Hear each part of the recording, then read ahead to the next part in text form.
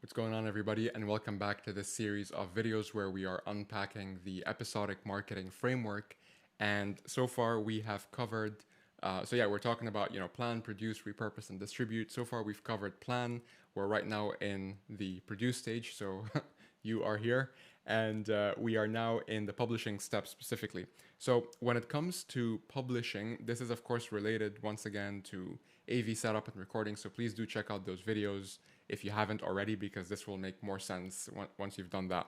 But when it comes to publishing, what we mean by that is everything to do with publishing and post-production prior to publishing as well. So now that you've had your recording, your footage, maybe you've done it through Zoom, or maybe you've done it in person, or maybe you've used a different technology to get your episode filmed essentially. Now you need to think about all the different ways that you could really polish it up and give it that binge-worthy, like, original series vibe. So a quick tip, first of all, is to think about what your show name is going to be, and use the subtitle, your company name, original series.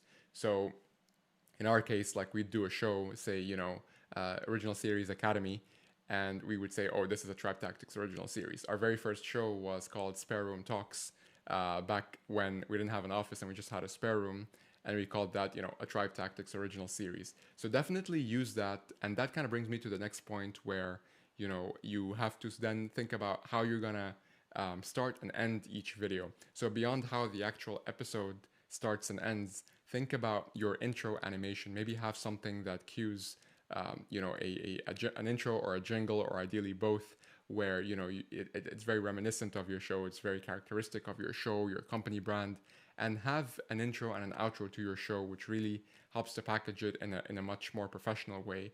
Beyond that as well, especially if you have guests, definitely consider adding lower thirds. So these are basically the small titles that cue in when a speaker is coming onto the screen for the first time. So this could be very simply, the person's name and the person's title, and perhaps, the company that they're from or the department that they're from. This could be a great way to add, again, just some very light motion graphics that could make it a bit more entertaining and interesting in terms of the actual video.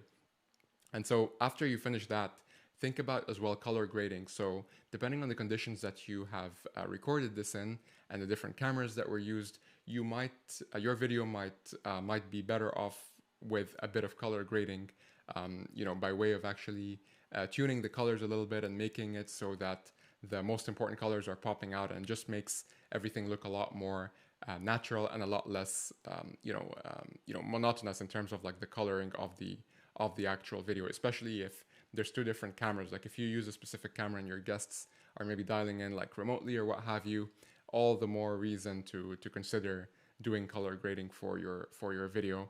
And every once in a while you may introduce like a specific motion graphic or a specific visual cue. Maybe there's like a slideshow being shared.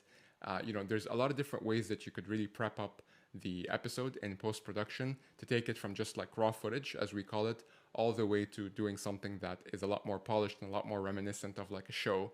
And the best part about it is that once you have these things created, you can always reuse them for all the future episodes, and that could really become your broadcast kit, so to speak. Hopefully that was helpful, and I'll see you in the next stage, very important stage, where we talk about what to do after your episode is out to make sure as many people as possible see it. So we'll see you then.